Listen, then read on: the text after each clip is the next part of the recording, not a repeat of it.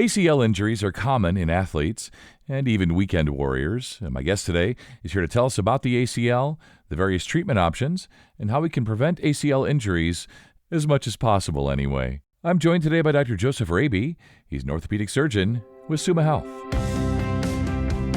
This is Healthy Vitals, a podcast from Summa Health. I'm Scott Webb. Doctor, it's so nice to have you here. We were just kind of laughing a little bit anyway about how common ACL injuries are, whether it's teen athletes or 50-year-olds playing pickleball. Seems like it's happening a lot lately. So let's start with the most basic ones here. What is the ACL? Where is it located? And what's its role in the body? The ACL or the anterior cruciate ligament is one of the main ligaments in the knee. It's located in the very center and connects the thigh bone or the femur to the shin bone. Essentially, its primary role is trying to provide stability to the knee by preventing the tibia from sliding too far forward relative to the femur. It also has a certain amount of rotational control that it lends itself to the knee, and because of this, it's crucial in stabilizing the knee, especially for activities that have sudden changes in direction, jumping, pitting, cutting, stuff like that. Sure. Yeah, we were saying pickleball, but of course, soccer, basketball, other sports as well. So let's talk about that. Some of the leading causes of ACL injuries. So my 50-year-old friends, I tell them, well, you tore your ACL because you're, 50 and you're going at it way too hard. But does your knee know that it's 50, or is it just the nature of the types of sports and the different movements? There's a few kind of most common ways that are talked about, sudden changes in direction, cutting, pivoting type of thing. The classical Yeah, phrase is non-contact pivoting injury. But a lot of times it's associated with, jumping and landing, especially landing awkwardly. Females are much more common to have these type of injuries just to some of their right. underlying mechanics. And so that's a big push, and especially in like grade schools, high schools, to teach some of that stuff to kids. But it can be due to muscular imbalance, weakness, certain anatomic factors, previous injuries, stuff like that. Sure. Yeah, we actually did PT with our daughter to try to teach her how to do some of these things to land properly in basketball, but also just sort of rebalance her body a little bit. I can't remember all the specifics, but basically, as you were saying, it's more common in females, especially younger female athletes, that just the way they're built, the way they're designed, the way they jump, all of that.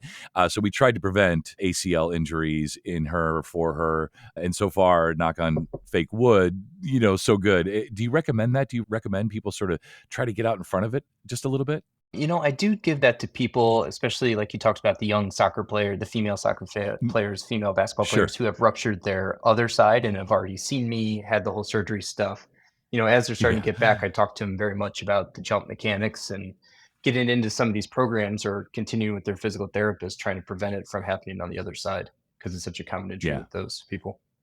Yeah, it sure is. And having seen like professional athletes suffer ACL tears, on the field or on the courts, it seems really painful. And it seems usually that it's pretty obvious that something serious has happened to the knee. Do folks know? Do they hear a noise, a pop, or, can they Yeah. walk at all? Like, what are the signs basically that they've torn their ACL? Yeah, I agree. It's not subtle. Most people do talk about hearing some type of or feeling some type of audible pop. Pretty instantly, they go down, sudden pain. Swelling within the knee occurs pretty quickly, usually within the hour. And they may feel, even right away that just any type of movement, not straight line, walking to and from, that they get a sense that their knee's unstable, it's going to give way or buckle on them. Some injuries, like my daughter has a torn labrum, but she could basically just stop playing softball and just continue to play basketball and was told basically through physical therapy, that she'll be fine as long as she doesn't try to play competitive softball anymore. And she may consider that option, but I'm guessing with the ACLs, especially if someone is any kind of athlete and wants to continue to be an athlete, they really can't count on those things healing themselves, right? No, it's unfortunately not going to heal itself. You don't need an ACL for daily life, kind of like you're describing. Certainly, Yeah. straight line stuff, walking, even jogging, some people do just fine. Maybe upwards of 30% of people are quote unquote copers, meaning that they are fine without an ACL. It's hard to judge who those people are. But really, for any type of explosive or athletic movement, you need that ACL. Otherwise, people will feel that their knee continues to buckle on them. For sure. Yeah, so I'm guessing it's imaging, probably patient history and imaging, but how do you diagnose and treat ACL injuries? Even some simple kind of exam maneuvers can give you a pretty good sense or concern that they did tear their ACL. Almost everyone gets an MRI to kind of confirm that diagnosis, check and see if there's meniscus tears, any other type of cartilage lesion, stuff like that. Treatment there kind of goes on to, like we talked about, who's the person. If it's a Right. 65-year-old, maybe it's okay. They're fine with straight line stuff. They can get Hmm. back to doing things with just physical therapy and bracing and things like that. The Sure. younger, healthier people, it's almost always some type of surgical intervention. Yeah. And you talk about the surgery, I know that it seems like some folks, when they tear things in their knees, they tear more than one thing. But staying focused just with the ACL and folks who've had surgery, what's the recovery process? It seems to me that I hear that it's somewhere between 9 and 12 months, but maybe that varies.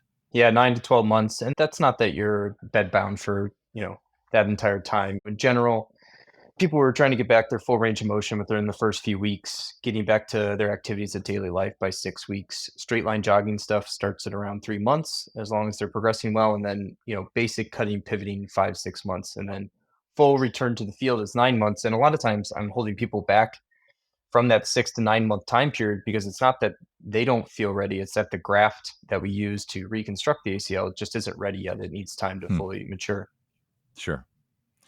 Yeah, and I'm sure that there's a mental side of this as well. I'm live outside Chicago, and Derrick Rose, suffered Yeah. catastrophic knee injury, and it really seemed to me that even though he was physically cleared to play, that it took him a long time to be mentally ready to play again. So let's talk a little bit about that. So once reconstructed, sounds like most folks can return to sports. And, are they more likely to tear the same ACL again? Are they more likely to tear the other ACL because they're sort of doing things a little differently? And then I would love you to get into kind of the mental part of that, of just trusting the doctor, trusting the knee that it's going to be okay. Those are great questions. In general, I would say that the re-rupture rate's somewhere about 5 to 10% for the same knee. Obviously, Okay. certain people are much more predisposed to that, like the young, very ligamentously lax, double jointed female who's in competitive soccer year round. Re-rupture rates can probably be as high as 20% or so. But I agree, a mental portion is a huge issue in how to get people to return. I can tell them that their knee feels stable, that their Hmm. ligaments or that their muscles feel strong, their physical therapist has cleared them, but mentally they're just not ready to run the risk of going through this process again. And it is a long process. I mean, the time from Yeah. injury to surgery on average is somewhere like a month and a half because they need to get their range of motion back. The full Sure. recovery can be a year, and some people aren't willing to push that, so it's very difficult.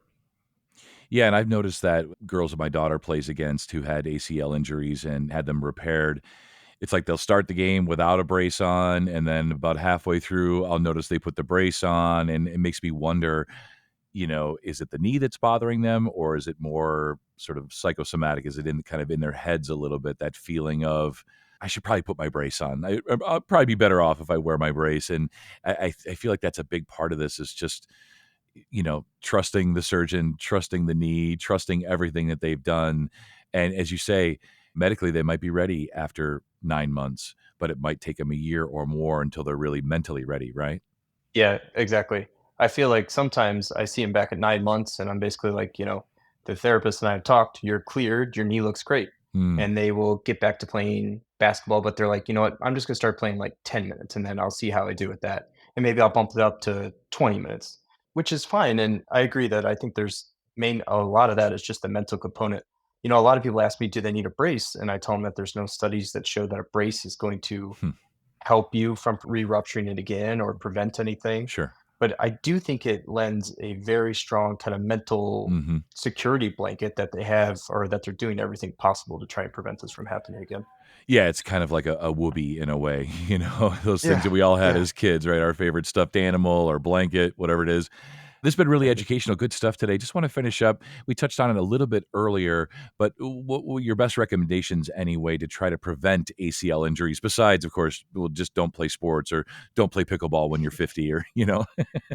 Yeah, I mean, as much as possible, we kind of touched on it already, but for the young female athletes, I wish there was more education out there, Hmm. especially like the jump chain that you talked about, Yeah, helping them understand the things that they need to do to at least minimize their risks, especially in the soccer players, the basketball players, stuff like that. yeah, Skiers, people like that, teaching them how to fall correctly so that their skis don't get tied up underneath them and put their legs in awkward angles. But there isn't necessarily a foolproof method to help prevent these from happening. If you are active, it is a certain risk, no matter what age you are.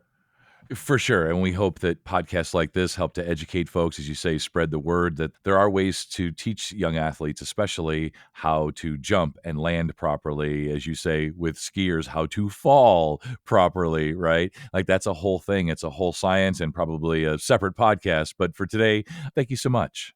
Of course. Thank you very much for having me. I appreciate it. And for more information, go to sumahealth.org/orthopedic. And if you enjoyed this episode of Healthy Vitals, we'd love it if you'd leave us a review. Your review helps others find our educational content. I'm Scott Webb. Thanks for listening, and we'll talk again next time.